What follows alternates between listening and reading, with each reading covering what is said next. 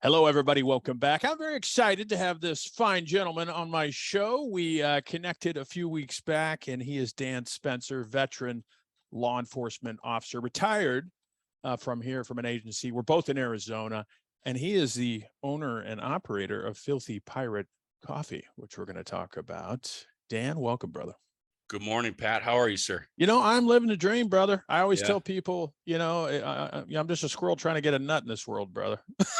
You know, when cops, living the dream is a term I used to despise until I retired, right? Exactly. Because now when you hear, a retired cop, when he says living the dream with excitement and happiness, that's a retired cop. Exactly. When it's the, hey man, how's it going? Oh, living the dream. That's an active duty cop. That's a cop worn out. Oh, brother, you did so many years, honorable service with an agency here in Arizona. You're also a Marine Corps veteran. Thank you for your service, sir, even though you're a Marine. Thank you, sir. I'm a cran eater. That's the devil dog. Official job title. Yeah. Yeah, well, you see the news, brother. We were just talking a little bit about it before we started. I don't watch the news a lot anymore. It keeps my blood pressure down. But this attack on law enforcement, that continues to perpetuate in this country. I mean, I believe, Dan, and I'd love to hear your thoughts. I think the majority of people out there support law enforcement. It's just, I think it is a tough time. That's an understatement for Leos everywhere, that are on the job, brave men and women who serve. And it has definitely changed, brother, since you and I were in. Yeah. So I think there's a couple points of evolution that I think of, obviously going back to, I like to say right about Ferguson, 2013, 2014 Absolutely. Is when the dynamics started to shift dramatically. Maybe even a little before that, with a certain meeting that the former president set up with a cop over and another guy over beer, and beer garden. Right. It set this persona or this environment of, no, the white guys are against all the people of color, especially the white cops. And, this thing got really spun. And I don't believe that in my heart. No. Are there racist cops out there? Yep. I guarantee it. Is there a lot of them? Nope. Do we all have our biases? Yep. We know that. Studies show that. Do we act on them? No, we don't. We do a lot more. And obviously, the data shows that there's a gazillion police contacts every year across this country, and they don't result in, even injury, let alone, death or at the hands of the law enforcement. I myself have been involved in multiple shootings, and I understand the dynamics of those situations from all aspects, like from a review as a supervisor, from the shooter, or the person applying deadly force, to the people that are around them. I understand it and how complicated it is. With that said, what really kind of, obviously politics plays a huge role in 2020 and what occurred there. And we in Tucson experienced it pretty heavily. And here, the bad part about that whole thing was there was a little thing called SB 1070 that came out about 12 years ago. All right. And it was a state law that basically said, well, when in contact, there were certain criteria you had to kind of check or relay information to Immigration and Customs about the person you're making contact with. Are they illegal citizen, right? So we already experienced this way before 2012, way before Ferguson and Minneapolis and all this other stuff. Locally in Arizona, we were already kind of used to the pushback from the community saying, okay, well, wait a minute, are you going to target all Hispanic brown people? Or is this what's going on? And, so we had to navigate those waters, which were not easy. They were new. They were new to all of us, but we did a good job. Yeah. And the cops that I worked with for 20 plus years were good people. Did we occasionally have people get indicted for things? Yes, absolutely. Every agency has that. There's no way to weed out bad people. We all know that. You do your That's best. In any profession, brother. Correct. You know that. Yeah. And so I think, that politics and you know what, the other thing too is, this is just my take. I think, kind of going political here. I think the education system has been indoctrinated for years, Absolutely. 50 plus years. Hands down. The only area that it doesn't hit, which is what you don't see much about, is trade school. Mm-hmm. They don't even bring that up in high school, right? Much, there is trade programs and stuff, but they're really pushing you to go to college. Why? Because it's part of the process. Then came, in the mid, 2012, all the way up to 20, where we're at currently, became the indoctrination of police work.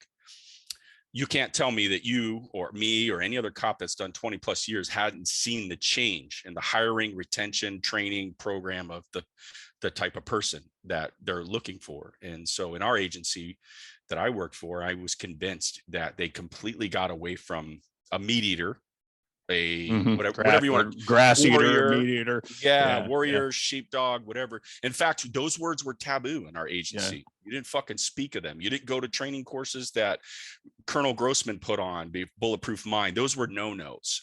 So much so that we weren't even, when I was at the training division, we weren't even allowed to put out publications from Police One or Caliber Press or any other notable group, because that's the old way of doing policing. So you had this, in my opinion, indoctrination in law enforcement, and then also the U.S. military.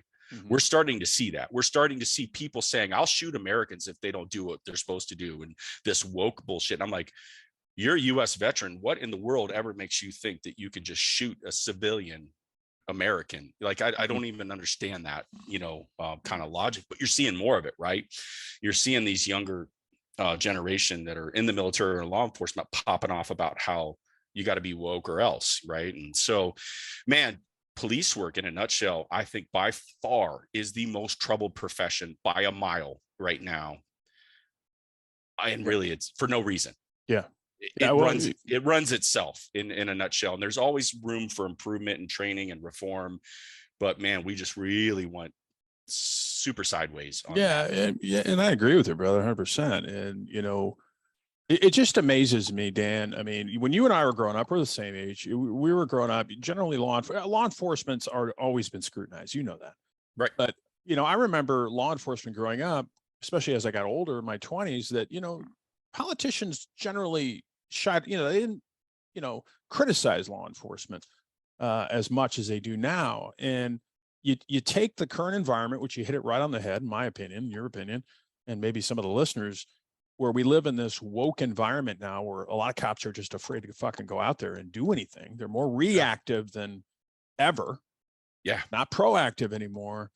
And it's just, and all that, I can't imagine, brother, again, being a cop now, and, as a young officer, of course, I don't think they know any better. They're brand new. And, but the mental health aspect of this, when you wake up in the morning, you maybe get on social media to see cops getting eviscerated, in the news and social media mentally. And I know I suffered with my own mental issues and challenges. Mentally, that has got to take a toll. So not only do we have retention problems and recruiting problems, now we have this constant attack on law enforcement.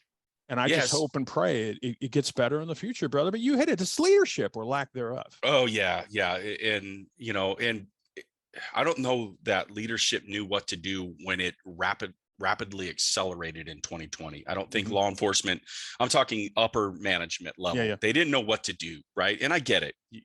A lot of those positions are appointed by the mayor and council or whatever, or a county administration board or whatever.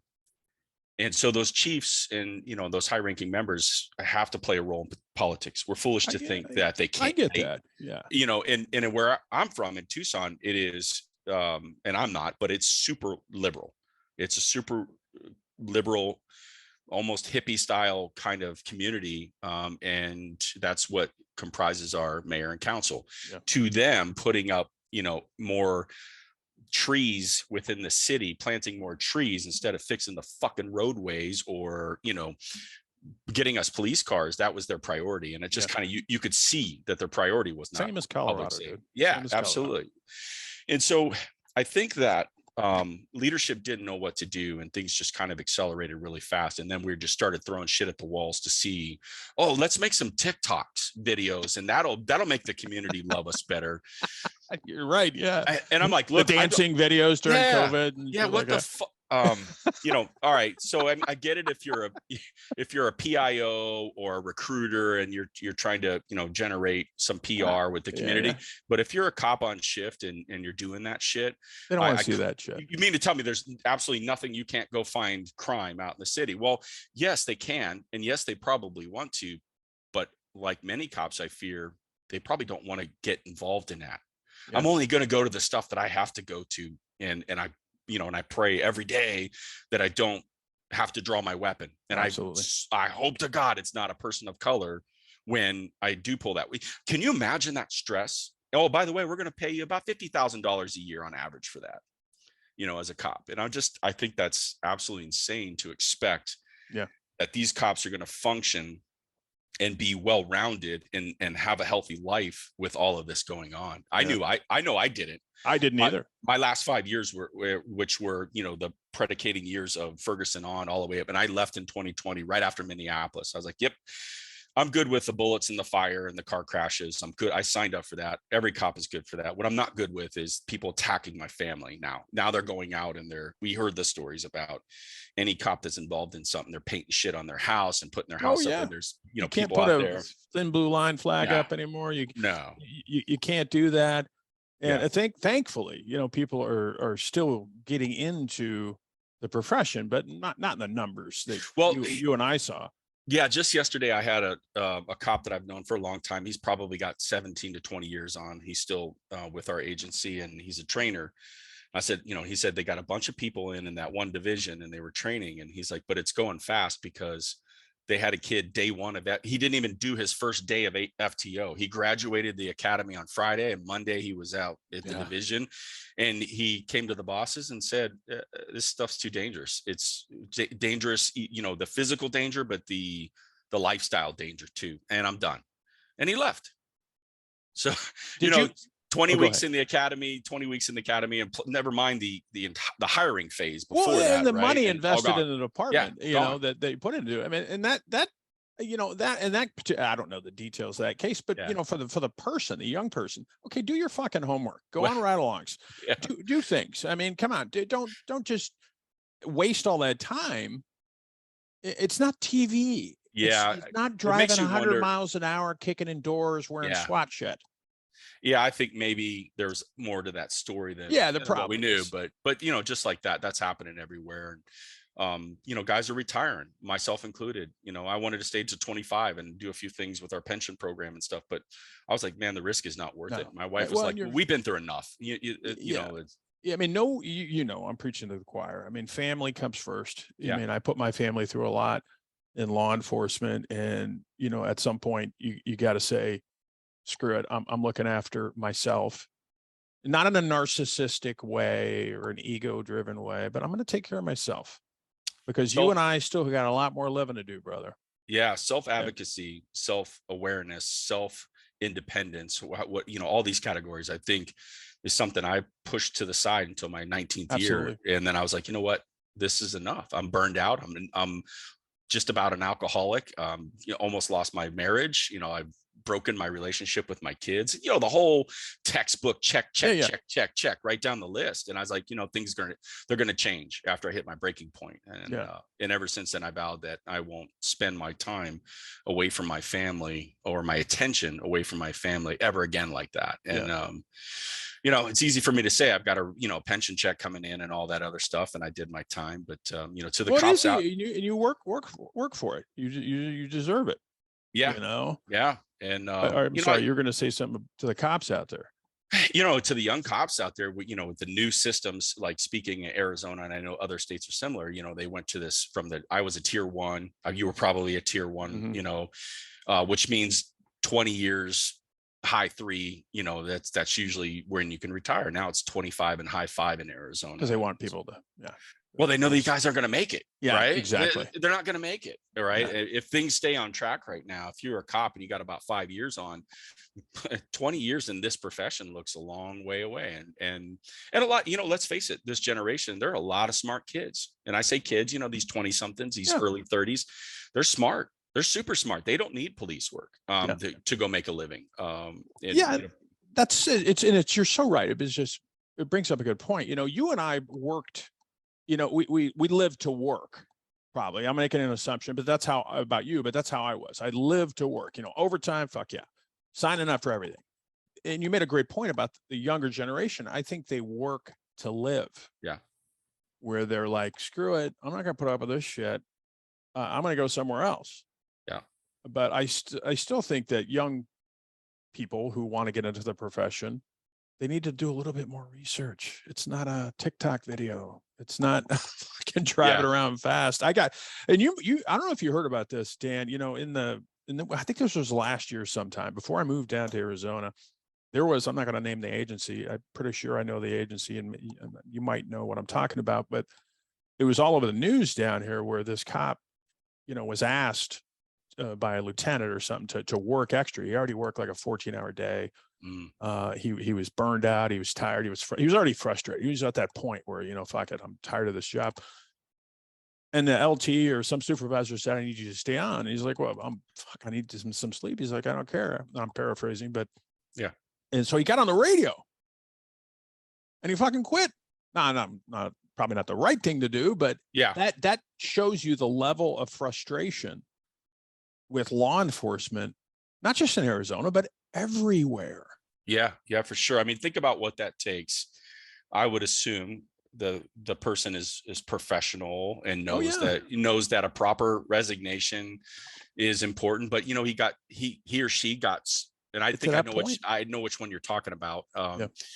Got to that point where he's like, fuck it, I don't care. Yeah, I'm done. You know what I mean? And that person's been on the streets for time. So let's just go back 2 weeks from the time they quit on the radio. Do you think they're in their best mindset to do a professional job?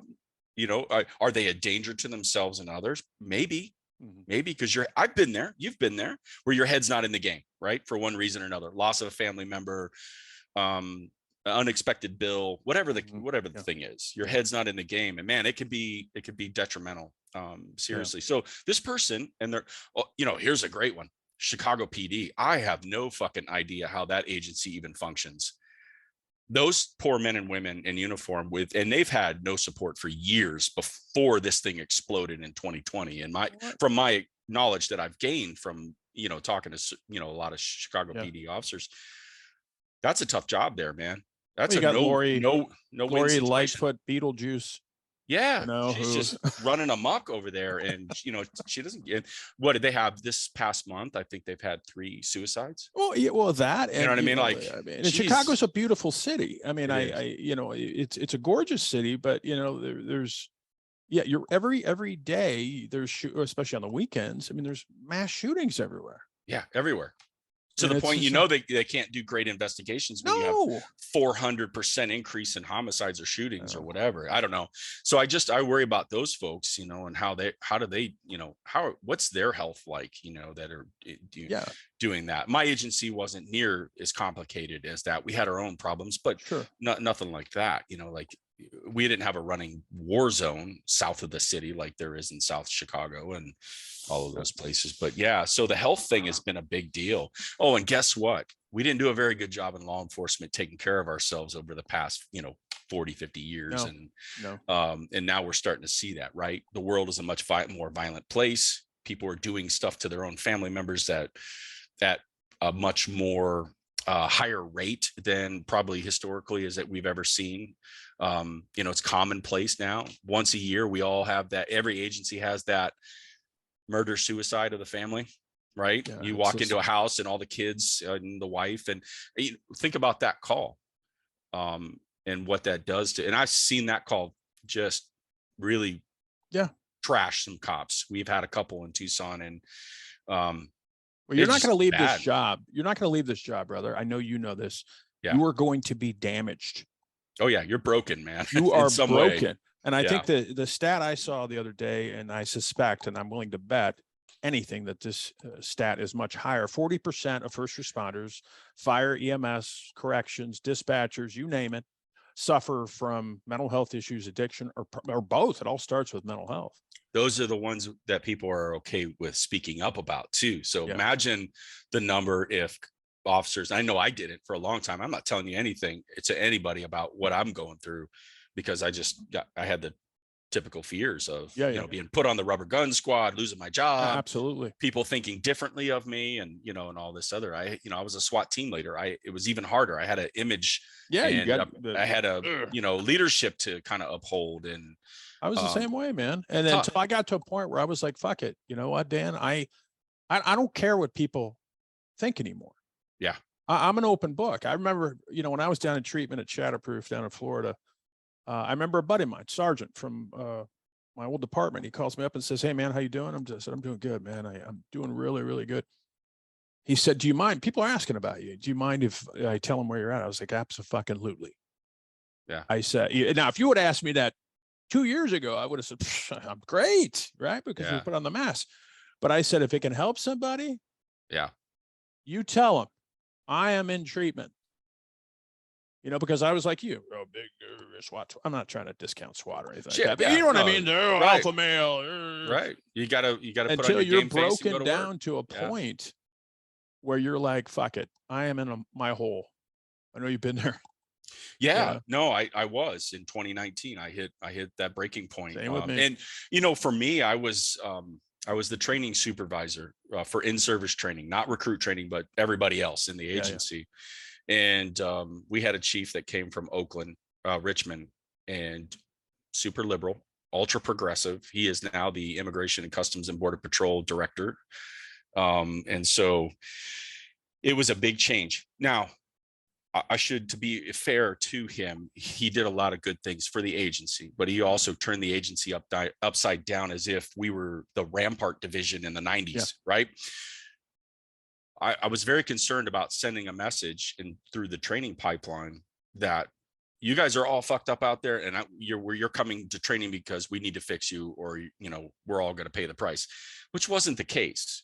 So our delivery mechanism, what I was forced to do and had to kind of massage, was a very big pill for our agency to swallow. And the pressure that was put on me to get it done very quickly was almost undoable. And eventually it took its toll. And I also say that right after Ferguson, you start having cops leave the profession, right? It started that kind Ferguson effect. Yeah. Right. And then there's this thing called do more with less that I fucking despise. What that means in boss terms is, and if you're a boss and this offends you, I don't give a shit.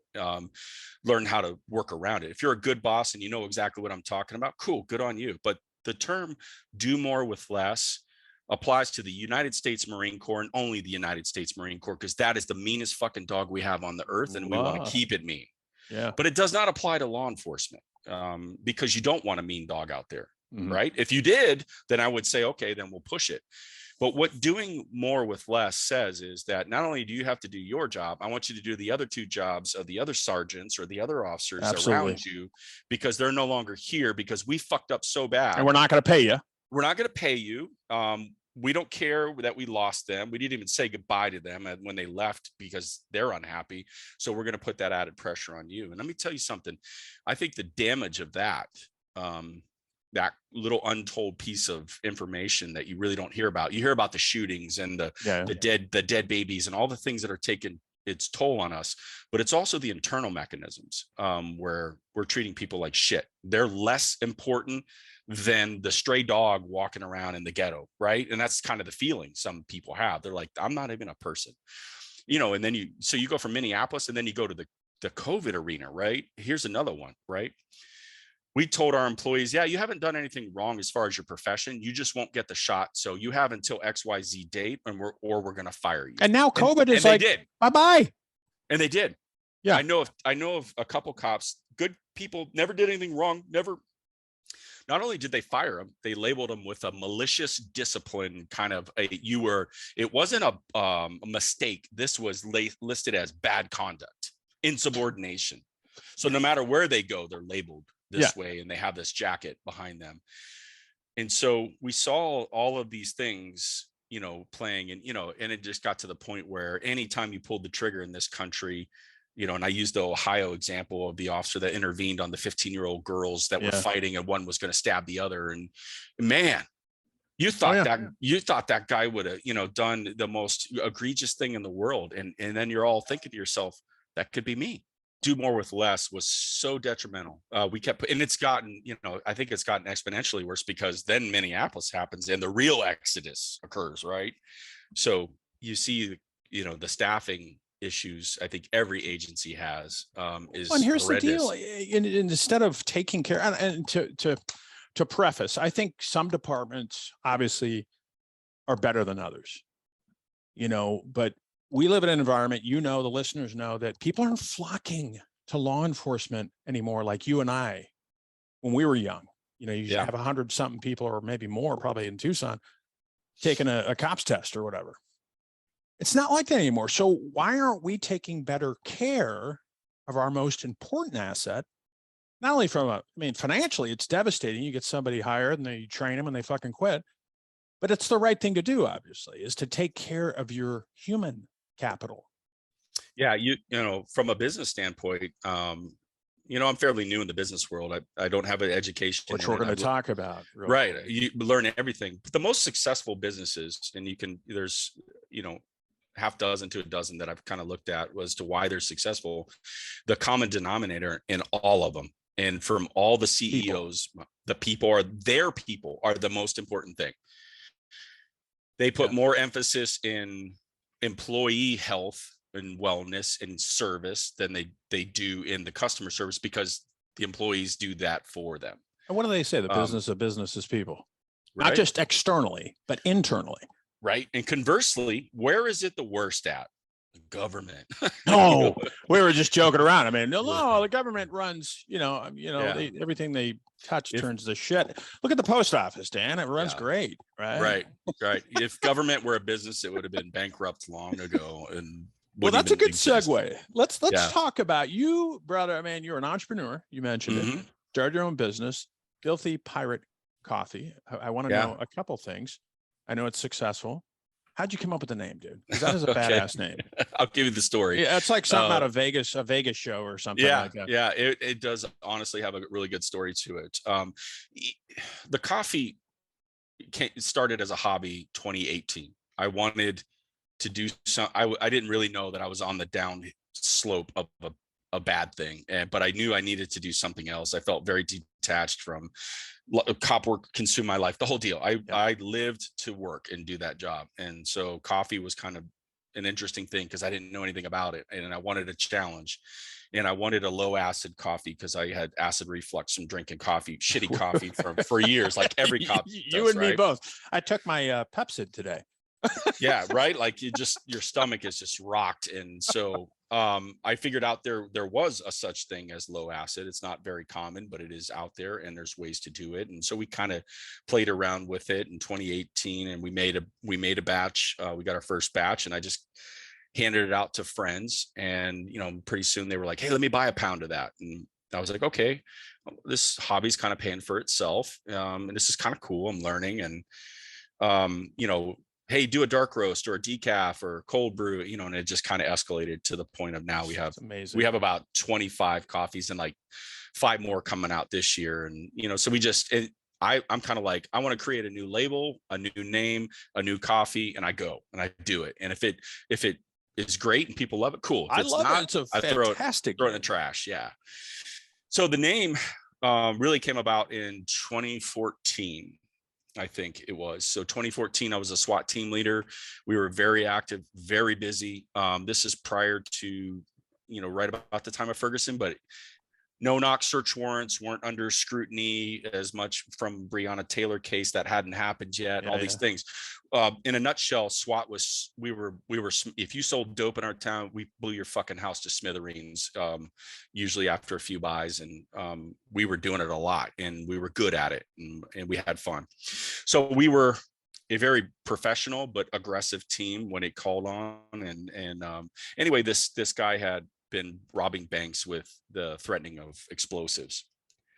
You and I know he probably doesn't have them. If he's if he's such a piece of shit, he's got to hand a note over to a teller. He probably doesn't have explosives, but you got to take it as it is. You got to take it as it is. So the detectives and surveillance guys did a great job. They narrowed him down to a shitty Motel 6, where all the crackheads and hookers stay. And They knew what room he was in. They set up 2 teams. I was on one side of the building. There was a breezeway that kind of separated where he was on the other side. And he came out of the room and the team said, hey, there's a bunch of kids here. We can't take him, but he's walking right to you guys. So you guys take him. Cool. My team was doing a great job. I had a lot of senior people and we had a K9 and we were trying to figure out, okay, hey, do we pin him here? Do we do this? What about the explosive, the overpressure, da, da, da, da. And I could see the shadow and I just said, fuck it. And I just sprinted and I linebacker tackled him and we went into the glass window of the room and, you know, kind of like in a movie. And I'm not even kidding you. He had the fucking bait money in his hand and the money went up in the air. And my whole team was like, that was completely unorthodox, probably in the grand scheme of thing. If you were to teach that at a SWAT school, you'd say, never fucking do this. Never do that. Right. And I was Sergeant Spencer right here. We have I was a team leader. I was wrapping up my time. I had one more year. Yeah. I was like, you know what? I'm just going to do it. And afterwards, this is where the name came about. Several of the people in that team that I was close to, they were like, that was the most epic pirate shit I've ever fucking seen. And we're your band of filthy pirates. Right. Oh, okay. So that was kind of a running joke for a few years until the coffee came about. And then I was like, you know, I don't want to do hipster coffee. I'm not into that shit. This is blue collar, working class coffee. I want something different. You know, Black Rifle's dominating the scene. I was going to say Black Rifle. You know, they got their thing going. I want to be completely different. You know, I support veterans and obviously I support the shit out of law enforcement and, you know, and all that. Amazing. So we're on that same mission. But we're like, I'm sitting here thinking, I was like, filthy pirate. Yeah. That's fucking awesome.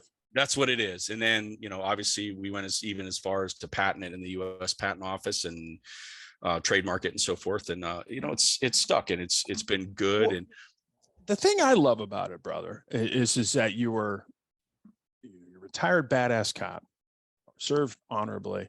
Now you're an entrepreneur doing very well with something you're passionate about. And the point I'm trying to make here is I get tired. And I know you hear this a lot, probably from guys and women in the field who are getting ready to retire. And they're like, oh, the only thing I could do is be a cop. Yeah. No, I have bullshit almost every day. And I felt that way too. But you, meaning the listener, have so much more to offer. Yeah, with your skills, your discipline, your training. Go write a book, start a business like Dan. I was like, hey man, you guys are probably the best salesman in the world. We're all salesmen, brother. Right. You know that, right? You're probably the best problem solver in the world. Even the laziest, worthless of cops, the small percentage are out there, still possess this skill. Absolutely. So I always tell them, look, what are you married to here? You are married to a pension drop. I gotta stay 5 years to hit this big number. I want to get another 2%. And then I say, all right, well, what the fuck happens when you're 60? You've been at this job for 30 years, you know nothing else, and then all of a sudden it stops and you keel over dead because you've taken absolutely no care for yourself. You know, heart disease actually kills more cops than anything else. Absolutely. And that's all attributed to stress and hormones and a bunch of other things as I'm in my novice studies of this for mental health. You know, it's amazing the damage that shit does to your body. And then all of a sudden you retire. So I tell them, don't be married to a retirement. Hell, if you don't even want to finish 20, 25, and you're really dead set on like physically, I can't do this anymore, it might cost me my life, then cool, then move on, make that decision. Take a chance. You know, there's a great book, and you might fail. Well, once, right? Failing's part of it, right? It's part of it, man. The traffic lights of light are not going to be green all the time. No, but so many people are, you know, they, and I was there. And again, I'm not trying to get on some pedestal. I was there. I failed, and I learned, at least I hope I did. But there's a great book out there by Bronnie Ware. It's called The 5 Regrets of Dying. And I'm not going to give away the book, but she talks about how most people out there are not, living their authentic life, the life they were supposed to live. And I'm not trying to paint some rosy fucking picture of unicorns and rainbows, that there's no problems in life. Mm-hmm. But the point in the book, without giving it away, is we have to, and there's more to the book than what I'm about to say, is we have to do what we are passionate about. We have to do what we love. I'm not saying you didn't love police work. I loved it, but now I'm on a different path and I love it and I'm passionate about it. And that's what life is about, brother. You know that. Oh my God. I'll tell you what, November of 2020, I was scared. I honestly, because I had pulled the trigger on making I put in my retirement. And so there's a process. And at that time, there were so many cops. They normally could out process a normal retirement in 4 weeks or less. You know, they had to double that because we had so many of them. We had so many people buying back military time and people leaving and not staying in the drop. And, you know, there were a bunch of us. And so that process came around and I was really concerned. I was like, okay, I'm still paying family rate insurance, which is a lot for me. It was like $1,500, like $2,000 a month with some stipend from the Arizona pension. And I was like, okay, so that cuts my check down to XYZ. How are we going to live? How are we going to live on this? And this business we just opened the store. We didn't have a brick and mortar until September of 2020. And it wasn't until the end that almost October 1 is when we had the store up and running, and it was dead. Like we didn't have a big, you know, customer base at that time that we've built up now. We just had little online sales and, you know, we went to farmers markets and that kind of thing. So there was a lot of unknowns, and I got to be honest with you, I was fucking stressed. Yeah, but wouldn't even you? though I just retired, because I was stressed. I was like, hey man, I'm here to take care of my family. I still had a son that was a senior, a son that had graduated, and my daughter at the time was like a freshman or sophomore. And so I was like, I still got a lot on the plate here. And well, anyway, the point to this is it eventually smoothed out to the point of I love it now. Because you kept with it, brother. And that's the difference between you and a lot of people out there. I would say most people is, you know, they're afraid. I think a lot of people are wrapped up in what are fucking people going to think of me? Yeah. Right. Now, I remember when I started my show 7 years ago, people were like, hey, yeah. Now I got some of the same people say, hey, can I come on? Yeah. Right.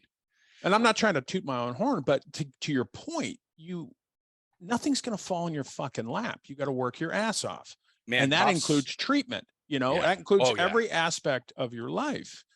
And it has to, the one thing that I learned, and I hope this helps someone understand, my wiring was all fucked up, right? Yeah. My job was first, and my physical fitness, my physical health, my well-being, the time that I spend with myself, my time management, all of that was in shambles until 2021. 2021, the business from 2020 to 2021, it started getting better. Things started smoothing out. We got a little rhythm. I felt a little more secure in what we were doing financially and so forth. And I felt okay. And then this last year and a half has been fantastic. And the reason is I've rewired how I was going to say you're thinking, rewired all of it. Mindset. Yes. And for me, I'm not going to speak for you, Dan. It's a constant process. Oh, 100% every day. Because all day. Do I have shitty days? Absolutely. But my good days overwhelm my bad days because of, you hit it, brother. Mindset and what you put out there, you're going to fucking get. It's the truth. I don't care what people believe.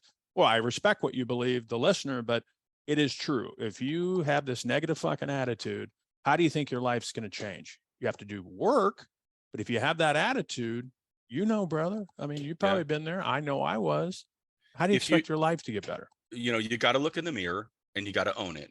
Right? Absolutely. It's just, there's no other way around it. You got to look in the mirror. And if you're so narcissistic that you think like, well, I'll be fine, this is no big deal or whatever, and I don't need to do anything, you're wrong.